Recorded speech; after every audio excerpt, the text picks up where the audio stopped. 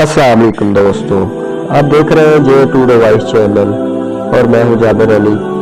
अल्लाह मालिक से दुआ है कि अल्लाह मालिक आप सबको खुश रखे और अपने हिफ्ज़ ईमान में रखे और आपकी नेक ख्वाहिशात पूरी करे। दोस्तों, आज का हमारा टॉपिक है ज़ाहरी और बातनी तहारत।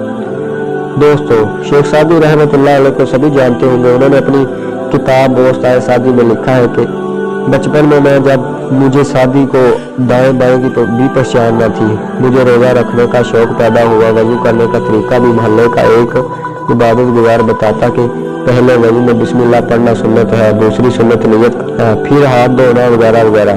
और इस इबादत गुजार ने कहा, मुझसे बेहतर वज़ू का तरीका कोई नहीं जानता, वज़ू करते करते ही बूढ़ा हुआ हूँ, जबकि देहाती लोग तो वज़ू करना जानते ही नहीं। एक देहात का नंबरदार इस बूढ़े इबादत गुजार की ये बात सुनकर गज़बनाक हो गया और बोला, ऐ मरदूद खबीर, तू इस बच्चे को इमाम शाफी के मज़हब पर रोज़े की हालत में मिसवाक करना तो नाजायज़ बता रहा है, मगर क्या रोज़े की हालत में चुगली करके तेरी तरह मुर्दा इंसान का गोश्त खाना जायज़ है?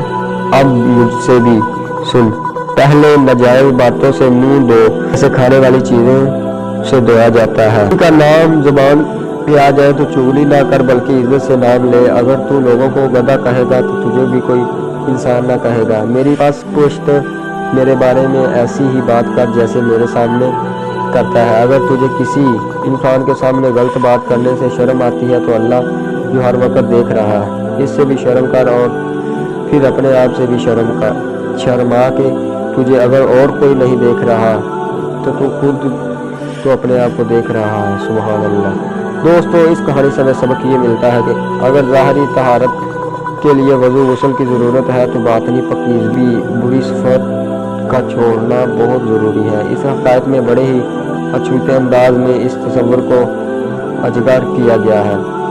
दोस्तों, वीडियो अच्छी लगी तो हमारा यूट्यूब चैनल सब्सक्राइब कर दें, बेल आइकन को प्रेस कर दें ताकि हमारी आने वाली वीडियो अब तक पहुँचती रहे। और अगर वीडियो में कोई मिस्टेक हो जाती है तो वो कमेंट सेक्शन में ज़रूर बताइएगा। शुक्रिया।